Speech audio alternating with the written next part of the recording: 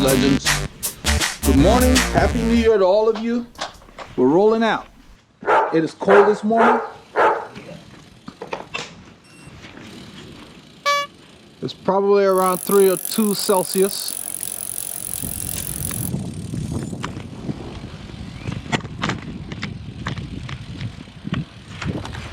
The sun's barely coming out. The time change, of course, as the days get deeper into winter, we get the sun up later and later. And I think that's why that guy changed the time, Paul. Because the sun comes up later. Yeah. That's why. So the ride start for Team IR is 8 a.m. instead of 7:30 as it has been.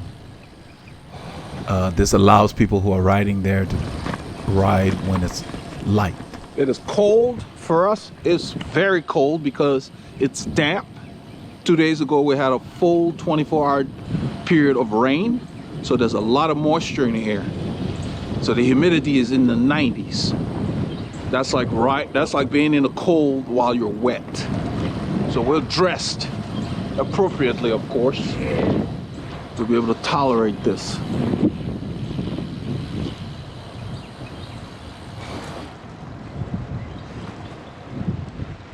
So this is the best way to bring in the new year, on 2 wheels. Got that right. On this ride, I started the computer out where we met at Aldi. We went down Fishcreek, went on Honea Egypt Road into Honea. We filmed the entire way, and once we got to 2854, we ended the filming there. It was a very cold morning. We had a low turnout, so it was just kind of a slow start. We waited around for riders that were gonna show up and didn't show up, so after a while we went ahead and just finished the ride. Paul and I left the group when we entered Montgomery, and you see where we went through the forest. We came back on 1097 and we cut back through Tri-Lakes, Fairbanks Road, Grand Lake Estates, all the way there past Keenan, and we took our favorite road back into the woodlands. The day warmed up, but not by much. It was probably 12 C for the high, and it felt colder because of all the rain that we've had. You'll see in the clips where Honea Egypt was partially covered by water. We hope you guys will enjoy what we got for you.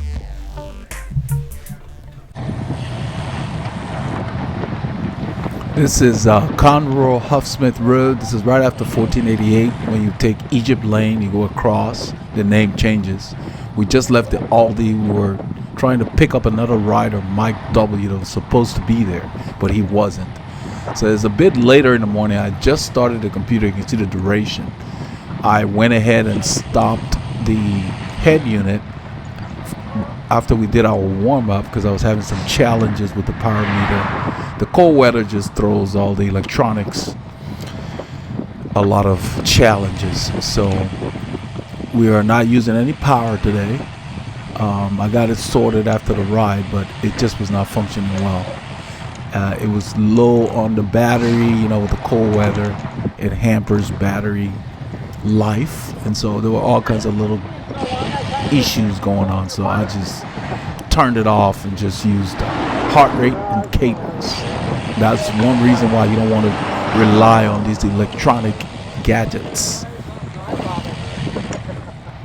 They don't do anything but give you feedback, so you don't want to make them a primary thing for all your rides. That's Dan on the left, that's Doug on the right. Doug shot.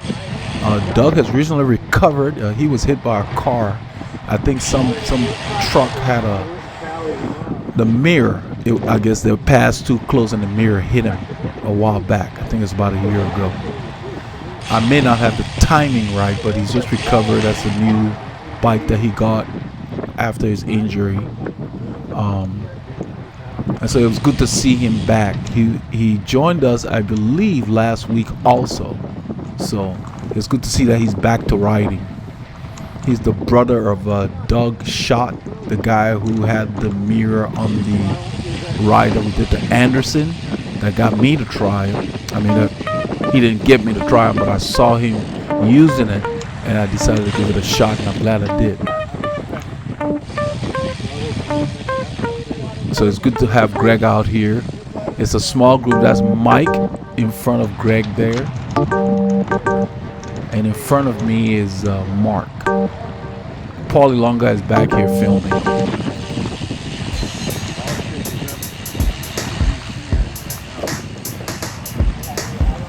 We hit the open road, 2978 here.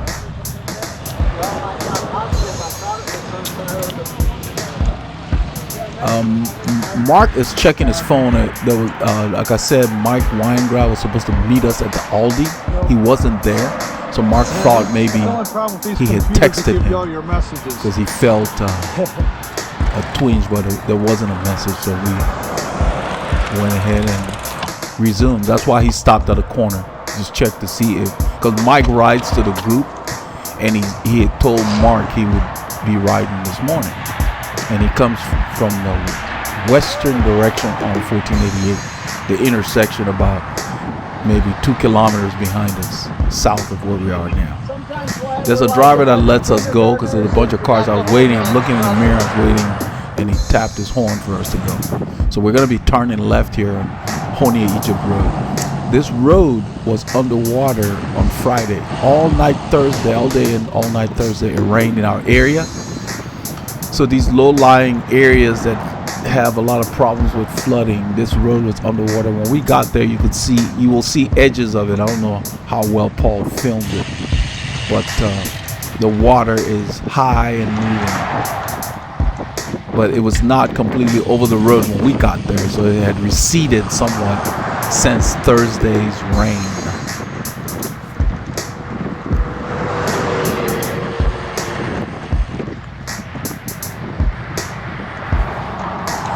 It's a very deceiving morning because although it seems that it's calm, it is not. The wind is blowing from the northwest, I believe, and we really battled it. It's one of those days where when you're standing, you can't really tell, but once you start moving on the bike, the wind is there. You can hear it here. And with such a small group, you want to kind of keep the pace tolerable for everybody so you don't lose people. In other words, if you're feeling good in a group like this, take a longer pull. Drop the pace a bit and stay up there longer. Because if you lose everybody, you end up riding alone into the wind. It's not a whole lot of fun.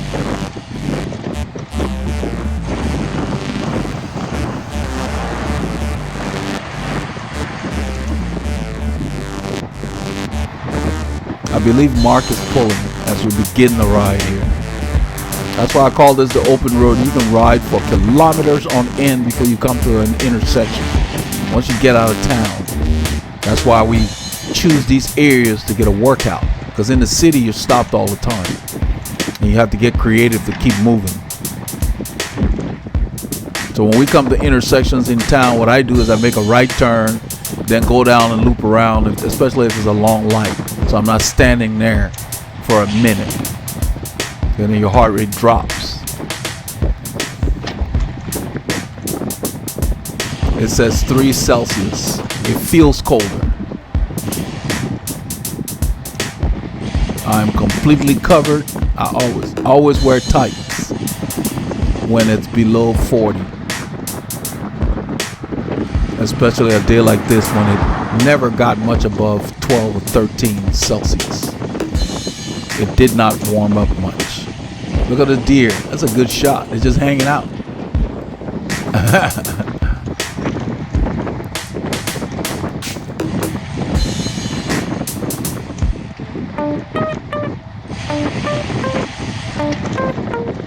This section here is a downhill. It's kind of fast. I stay on the road. A lot of times out here, you see to the right of those little reflectors, there's a tiny shoulder. You can see Mark is on it. I never do that because, especially if you're riding solo, if you go to that spot, it ends real quickly, you will see. So then when you dart back, what if traffic's coming by? You've already given up your position. This is what I'm talking about. See, it ends. So don't do that. Stay on the road. So you're consistently placed, and then the other road users can make decisions on how to go around you. If you're going to go on a shoulder, it needs to be safe, and it needs to be long enough to where you've got enough room that if it runs out, you can look behind and move over. But for something that short, what's the point? Especially since early in the morning it's not that busy on this road. And actually, the busier it is, the more you want to be well placed so they can come around you wide. Don't encourage them to skim by your shoulder or your elbow. So we go downhill here. This is the area that gets really covered with water when we have a lot of rain. So I believe it was underwater. I never got to see it underwater, but you can tell by the fact that the water is at pretty much the same level of the road, and there's parts of it in the curve where you will see water on the road. Look to the left. Look at the water. It was moving too. Look to the right. There's water there too. And all along here on the left, the water, it has nowhere to go. That's the creek we went over. It's called Lake Creek. It's the same creek that goes on Fishcreek, where the new bridge is, the high bridge. You can see water to the right and left as we go through here. This area is very susceptible to high water. You see where I'm placed right now is because the right side of that road, because of all the water covering the road, the pavement is very soft there. It has big cracks that we just passed. So I just stay on the smoothest part so I don't have to keep reacting to the imperfections. We use these roads enough to know where those things are. You can see on the left there, look at the water has come, and also some on the right, but on the left you can see where it was over the road. I'm sure it completely covered the road.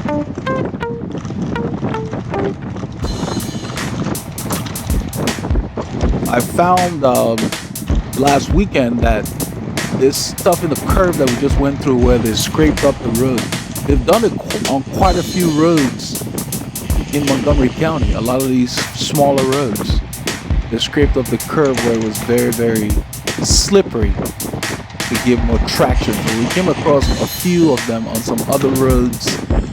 Dobbins, Huffsmith Road, they did the same thing there. So because these areas here, your way out is rural, there's no real sewer system. They've got little culverts here and there. When you pave the road, the water really has nowhere to go.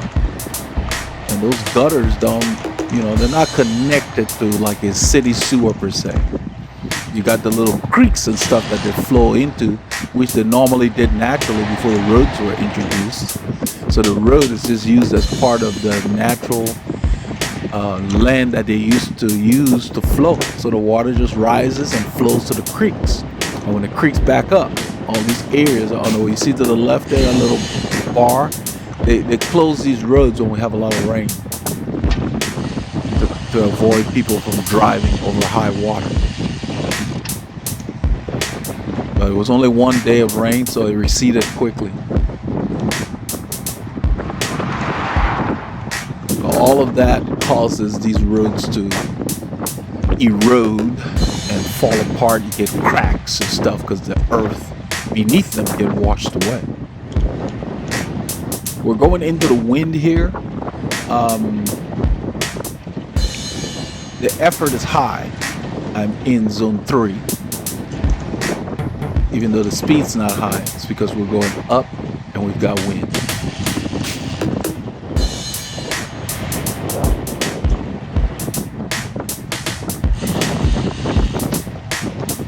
I stay slightly to the left so I can see what's coming. Mark is still pulling.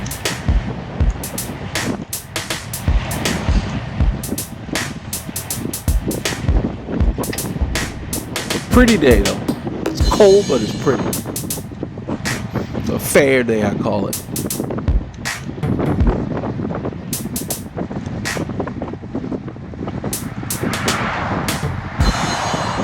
Whenever these fronts come in, you get a lot of wind. That's what drops the temperature. It keeps pumping in cold air. Because if it backed off, the temperatures would go up because the south wind would take over from the Gulf. That's why we get a lot of blustery conditions.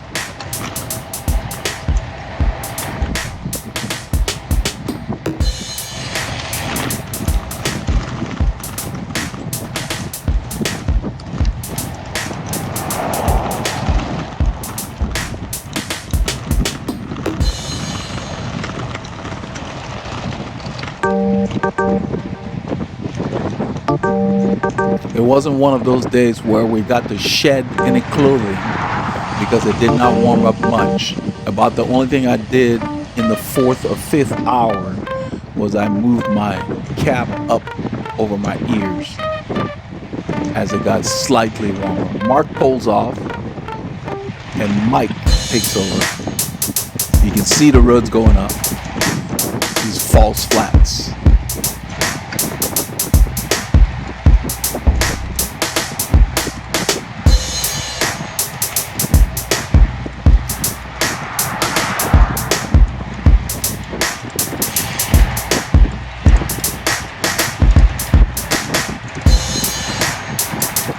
See where Greg is right here? That's where you should ride. You see where Dan is? It's not too bad, but try not to ride on the white line there because you got nothing to the right of you. Use the road in this situation. Let the cars move over when they go by. Because if you ride by the edge of the road, you increase your chance of crashing on your own. If you catch the edge of that pavement, it's hard to control the bike. If that does ever happen for whatever reason, don't try to come right back on the pavement. If your front wheel runs off the pavement, go into the grass before you try to come back. Don't try to just pull it back. That's when you can fall. It increases your chances of falling. So if your front wheel runs off the road, let the whole bike go off the road and then you ride back onto the road. Because the front wheel is more susceptible to causing you to fall. So when you get both wheels in the grass, then you can just steer and ride back instead of trying to force your way back. Because sometimes one moment of inattention can cause that to happen. That's why I don't ride on the white line in this situation anyway. You see where Greg is? That's the same spot I'm in. That's where you need to ride. Where the right tire of the cars ride. That's the best spot to be in. It gives them enough room to see around you if they need to pass.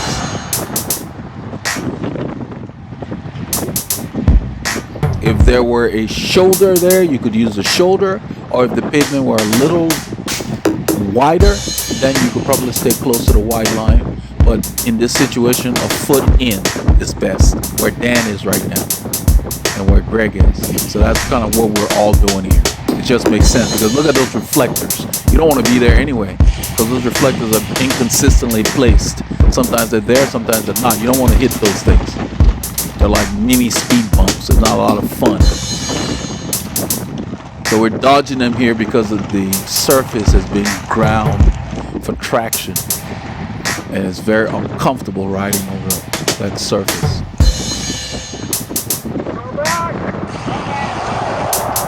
I think this is where Mike thinks we're going to turn. Straight, Mike. And then Mark says straight. We're going straight on Honea. We're not, that's Grand Lake Estate. We're not going through there today. So I just go ahead and take the lead. Because it broke up his rhythm anyway.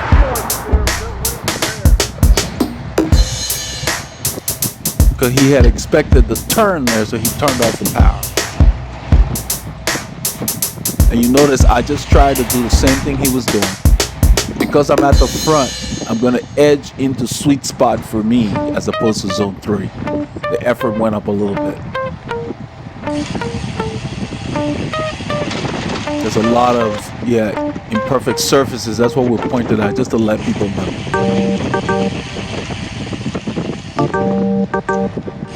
I'm just keeping things steady. Resist the urge to lift the pace too much. It's a small group.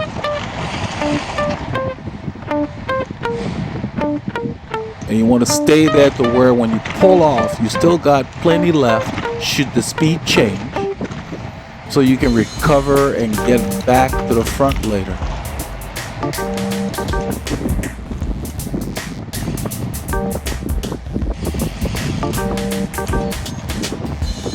You see my heart rate has gone up probably almost 10 beats. I'm moving into the bottom of zone 4 now. That's to be expected because I'm at the front and we are going north into the wind. Kind of a northwesterly direction, but right now I'm more north than west.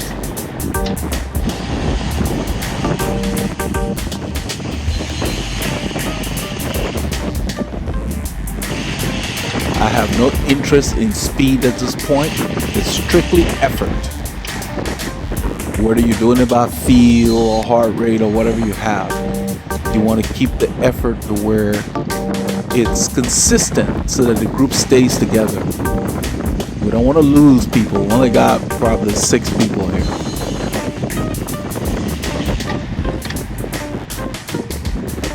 So when the road goes up, I downshift so I can keep my rhythm the same. We're going to come to a little climb here. I think it gets to like 5% or so. And I know it's there. So I dropped my chain on a small chain ring. So I'm ready. There it is where that car is. That's about a 5%er. It's not very long, but it really gets there in a hurry. And you see my cadence going up. I dropped my gearing and I increase my cadence. The speed's not going to be the same because of the grade and the wind. But you got to do it by effort. I'm trying to keep my effort the same and trying to keep my legs fresh by increasing my cadence. And so you see Greg's doing the same thing, but Dan is doing something different. He's found his own rhythm to ride the way it's comfortable for you. And we're done with it. I'm going to pull off and just slow down a little bit, just soft pedal so the guys can come through. As soon as I see the gap, I'm going to fill the gap because I see nobody's there. I'll go ahead and fill the gap. I think Mark, yeah, spotted Mark. So I'm looking the whole time to see. I expected someone else to come and I hesitated a little bit, and now right here I have to ride to get up there. So if I had stayed there too long, I wouldn't be able to do this to get up there and close this gap. It's very windy. We have it dubbed when we do post-production work, but you can still hear it. That's why there was a gap there, and I just went ahead and closed it quickly to save energy. Sometimes you got to do a little bit of extra work so you're not sitting out in the wind too long. And you use these opportunities to either drink or, basically catch your breath. We're going downhill.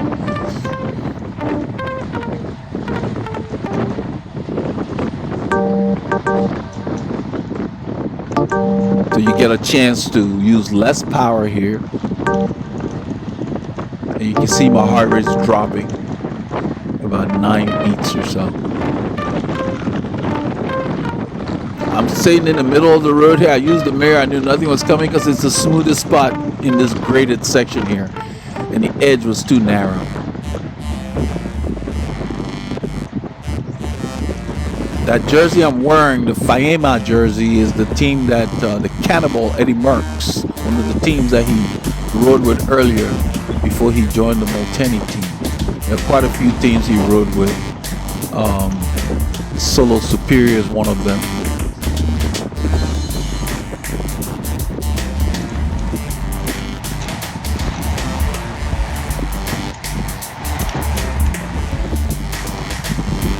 The road goes up here. That's why I'm staying close, because every energy I save I can use to get up the climb, because the draft is not that big of a deal when you're climbing that much. It's just a very slight benefit. I think it's more psychological because you're on the back. But right here at these grades, there's a bit of a benefit because the grades are kind of low, 2% or so. Once it starts getting 4 plus, a lot of times when you're climbing, the wind literally stops anyway. You feel that there's no wind. But this is a drag all the way until we pass Leah Drive. This road goes up. I like to come up this way. And this road is usually like this even during the week. There's no industry out here. It's not very busy. So Dan's done, he pulled off.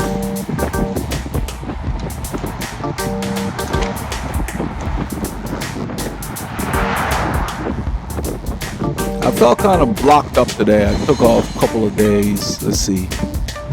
I took off 3 days, and it just felt like I needed a little more time to get my body back into the swing of things. It's always that when you take off too much time, the body forgets real quickly. So you just got to ride through it.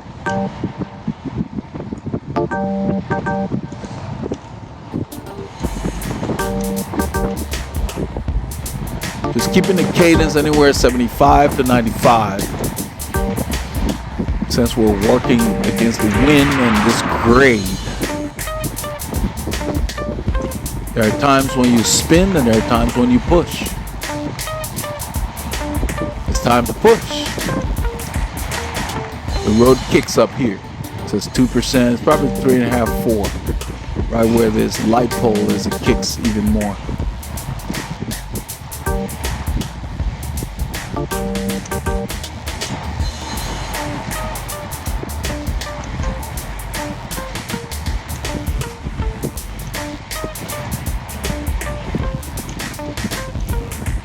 So Greg's done, Mark went by as the road went up.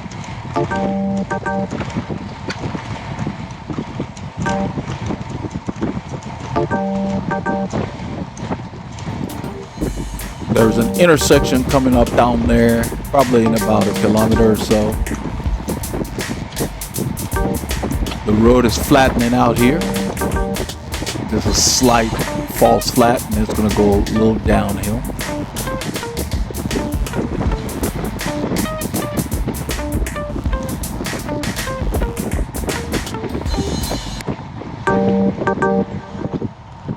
So when I went over that hill, my heart rate got up to like the middle of my zone 4. It happens. That's not my goal to go that hard this time of year. But if you ride this kind of terrain, you're going to tap into those zones. Don't worry about it, but don't spend too much time there if you can avoid it. So once we get up on this section there, you can see it's dropping back down right near the sweet spot. So when you ride consistently and you're fit, your recovery, your body gets to be like a rev meter. So your recovery is quick.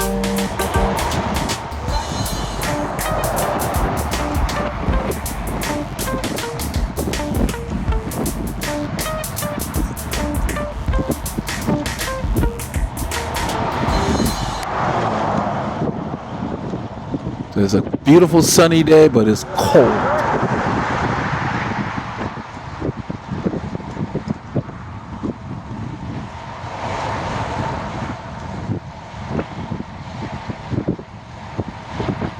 It's about 38, 39 degrees Fahrenheit, something like that.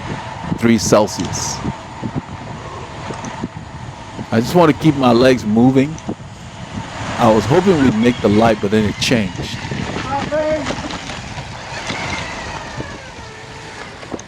I used both brakes to stop the bike there because that light changed quickly. And I was moving as I went over the tracks. So it may have seemed uneventful because I used both brakes. Because if I had just used the rear, it wouldn't have been enough to stop me quickly enough. So the light changes here. It was short.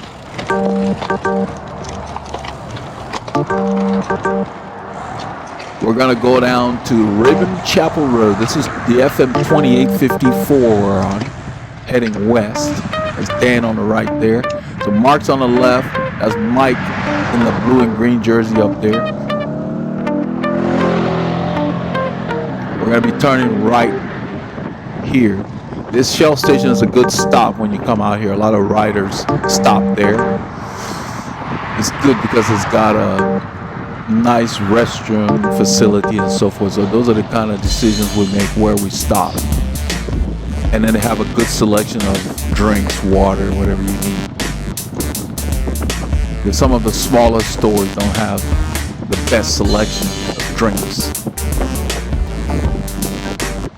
I don't use those facilities, as I've said earlier. You know, since COVID kicked in, I don't use them because I have to really be comfortable with the cleanliness of the operation to bother using that. To have a few that are really clean. But for the most part, we're out in the country. We take our health breaks in the woods. At least you're outside, you know. So we're doing our best to stay safe. This road goes up. This is Rabon Chapel North, going towards Capitol Road, which comes from the east. We haven't come this way in a while. Usually we go Fishcreek to Capitol and then we come down to this road. It intersects this road in about maybe a half a kilometer up the road. But this entire time you're working upwards. It's a slight, what we call a false flat.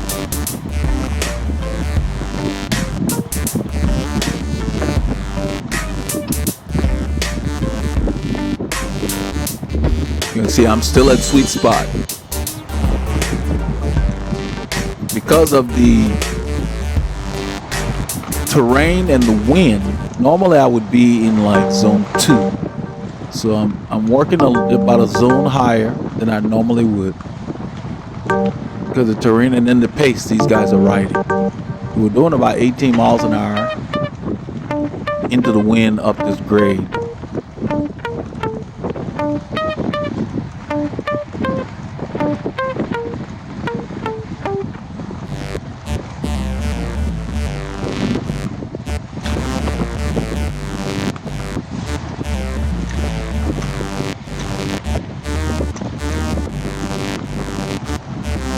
I don't know if we've passed Capitol Road or not. No, this is it. This is Capitol Road. Usually we come from that road and we turn right here. Those of you who've been watching the films. So here's a little grade. You can see how close I'm staying. I'm trying to make sure I expend very little energy because we've got Rabon Chapel coming, which has a couple of little bumps. And then we got Mill Route. It's got, I think, about 3 bumps there. I'm trying to keep my effort low. But Paul and I have a much longer day in the saddle than these guys. So Mark pulls off, Mike takes over. I sit on his wheel. You see how close I am? I'm maximizing the draft. I stay a little to his right because the wind feels like it's coming from the left. Just around here. Changes all the time. You always have to search. It's from the front and the left. So I stay just slightly to his right. Because it's mostly from the front.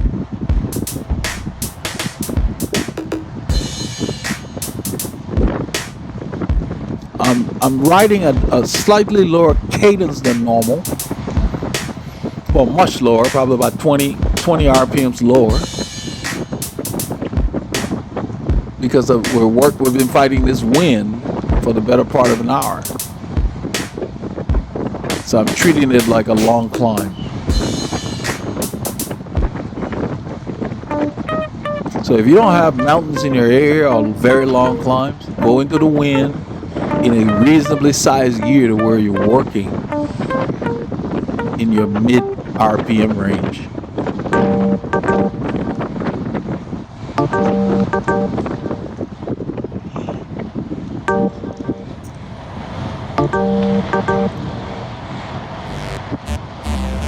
We're going downhill here, so I'm soft pedaling and coasting. It's just a slight downhill, then it levels off.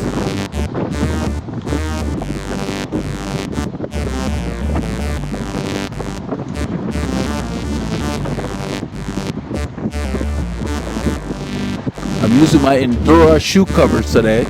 They're nice and warm. I like them because they're very easy to get on. So if you have a shoe that has a lot of Velcro, I think they're the best covers for that. They don't get stuck to the Velcro as easily.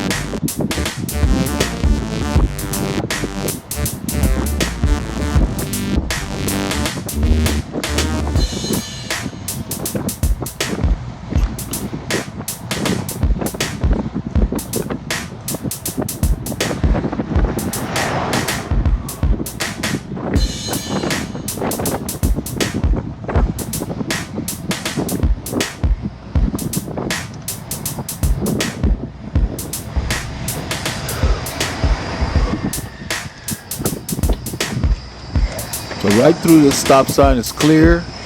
There's a grade right there. You can probably see it. It's at 1%, but you feel it. Mike pulls off. I hear him talking, so I don't know what he's talking about, so I look back. Oh no, new road? By the bridge, yeah. By the old bridge,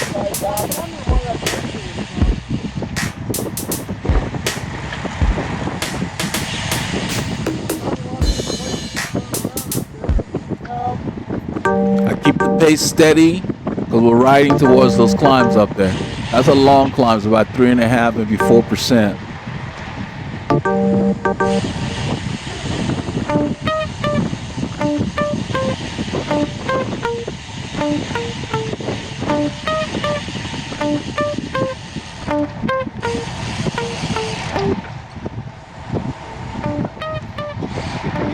I think I used the small chainring on this one as well. I did not want to use like the gears before you cross change. I decided that with the wind, I'll just get on the small ring. I've got a 39, put it in the middle. It's probably a 17, and just use my high RPMs. You can see I'm over 100, and I have been riding like 80, 85 the last few kilometers. You got to be able to do all of that. So I'm able to hold a good pace. Everybody's getting a good workout. Because of the wind, that's why you see our speed is low. This is why you can't train the speed. And I'm way above. I'm at the middle of zone 4 now. And I'm using a small gear, the speed's low. So training the speed is an exercise in futility. You can train by feel, heart rate monitor, power meter, better than feel. Speed. So I pull off at the top of the climb, let Dan go, and I think I'm gonna get right back in.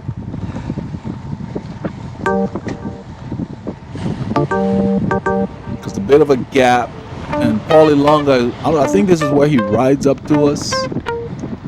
Yes, I think so. He went around Greg, and I believe Mike is behind Greg, because Mike had just pulled back there. I don't concern myself too much with the rotation because when I used to compete, that was important, especially in the breakaway. You want everybody to take the turn at the front. You don't want to carry passengers. But, for just recreational riding, I don't really care. I just get back in the line to save my energy. And if I get back to the front too early, I just take a shorter turn and roll off. Because sometimes the pace gets hard and you get a few people that want to participate at that pace. In a social ride like this, that's fine. But if you're one of the people that are competing, don't work harder than your breakaway companions. Unless you're feeling exceptionally good that day. Even if you are. It's not always the strongest person that wins the race. It's the smartest person.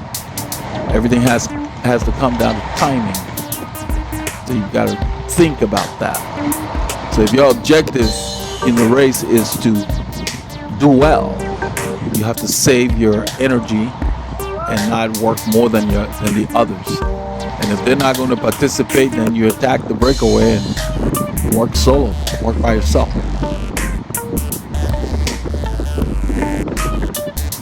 But in a group ride, nobody wins a group ride, so don't concern yourself. In a group ride, you use them for training.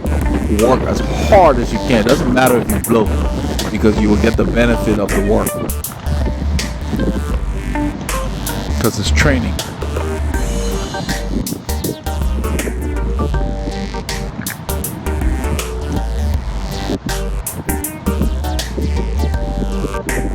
I take the shortest path through here.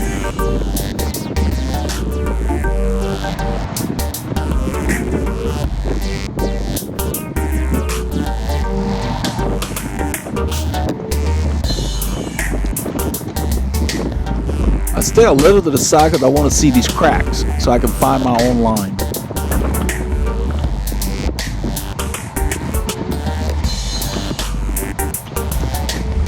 I don't like to ride directly over the cracks. I like to ride the spaces in between them. It's smoother. The Dan's done. He pulls off. You'll see I'm using my hips there to dodge those crevices and cracks. And when you move the bike like that, it doesn't startle the person behind you, because with your hips, everything is like a gliding motion, because your whole body moves with the bike. It's nothing too sharp. It's like a sway and a swing.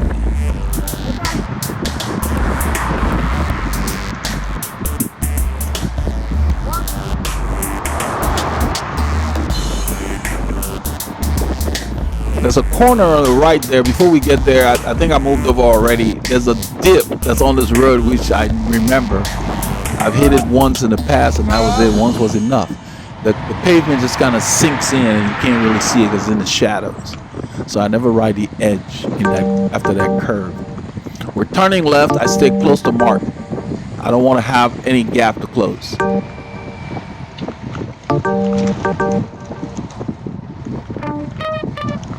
That's something you have to work on. You have to work on your cornering, all that's not just going fast. Bike handling is important too, because you got to stay upright to be successful.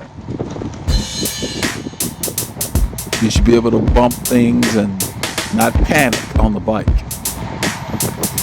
It comes back to you being one with your machine. Especially when you're wearing all this winter stuff. If your bike doesn't fit you and you put on more stuff, it fits you even less. So for me, I don't like to wear it too much. Like some people will wear like shorts and then put tights over it. The tights that don't have pads. I prefer to just wear tights that have pads, so I don't have two pieces of garments touching my saddle. All my contact points, I want to keep them simple, especially where I sit. So if I wear shorts, the thermal shorts, and then I'll put on leg warmers, then I don't have two pieces on the saddle. Because anything that can bunch up can be a pain when you're riding. We're on mill route, it goes up and down. Mark ends up pulling this entire stretch. I just sit on his wheel. It was clear to us that they were going to Taco Corner and they were going to turn back. So we don't go all the way with them. On 2854, in a few kilometers, the camera is turned off when Paul goes to the front, because we take a detour through another neighborhood to go and bypass Taco Corner where they're headed. I believe they were going to go to Taco Corner and then decide what route they would take to come back.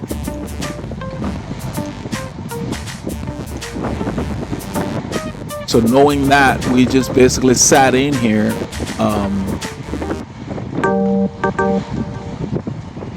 and did our fair share of the work until we got out on 2854. This road goes up here. You see my cadence is higher than it was back there. So throughout the ride, I ride at different cadences. You don't want to do one thing. You want to teach your body to do it all.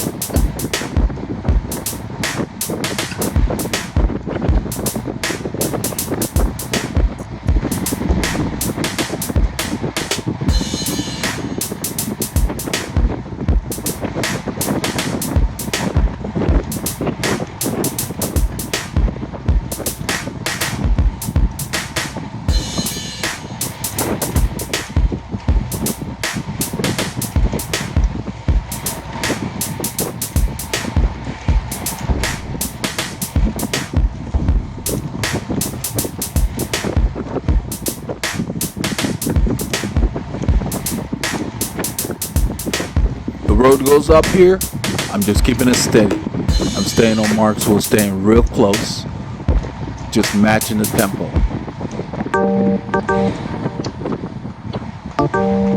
Going downhill, it's real pretty through here. A lot of the trees have lost their leaves. In the summer, it's a lot shadowier than it is right now. Somebody threw mattresses over there. These people discard their trash in places where they shouldn't. It's just...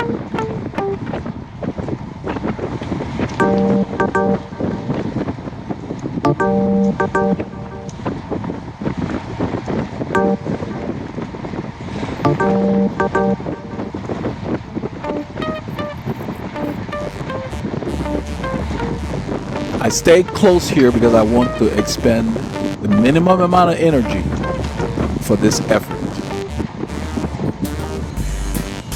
Right at sweet spot. So most of this I stayed in the sweet spot area. Most of the early part of this ride. The road goes up here. Usually these guys will sprint out here. I think Mark lifts the pace a bit. I just increase my cadence.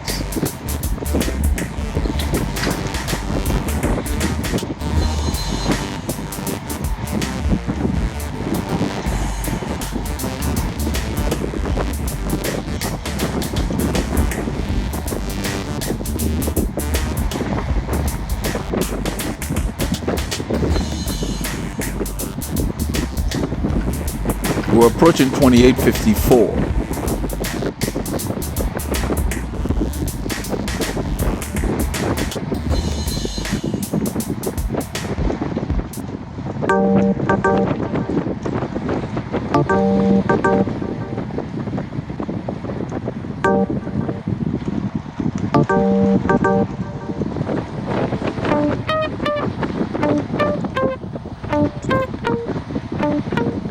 This is the usual spot where we check to make sure everybody's together, but the pace wasn't that hard. I kind of suspected everybody was together.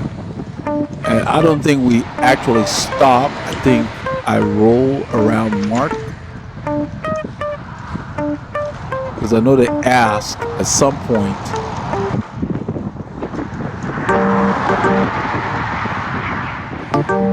I think this is where I take the lead, and he's going to ask me if everybody's here. I said, I don't know right there. I said I didn't check.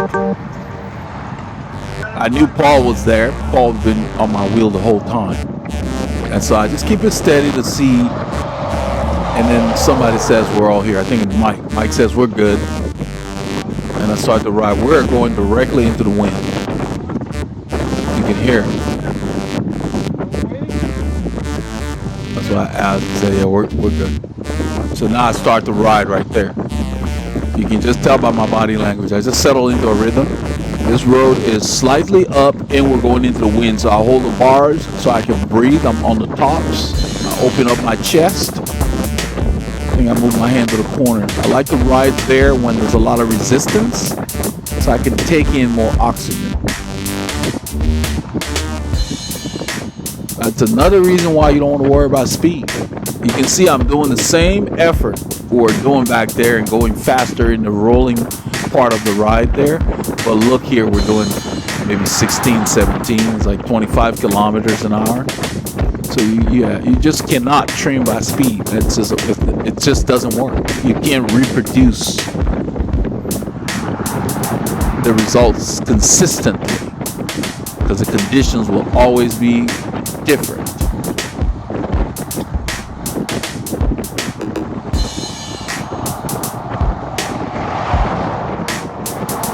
So when you have a small group, you don't want to kill the group. You settle in and you ride. That's why people use power meters, heart rate monitors, whatever. I'm riding by feel here, basically 3 out of 5 is what it feels like. A little beyond endurance pace.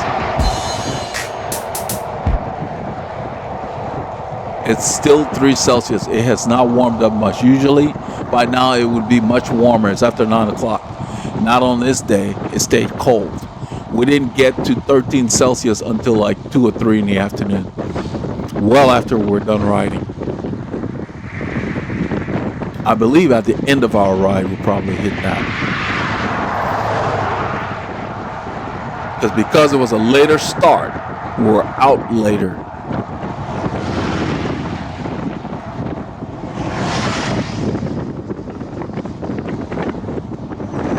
So you can see how consistent I'm keeping the effort.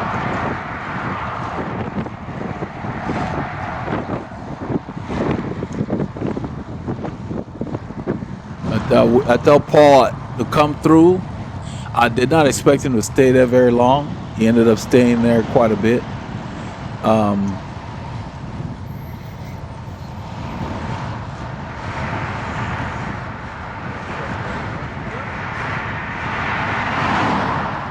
So he's got the camera trained on the road. I wasn't aware that it stayed facing forward the whole time. I don't know who's on his wheel. I believe it might be Dan, probably. It's hard to say. But anyway, this is what we did on Saturday. These are the clips we got for you until we broke away from the group and did our own thing through the forest. No matter what, make sure you get your K's in.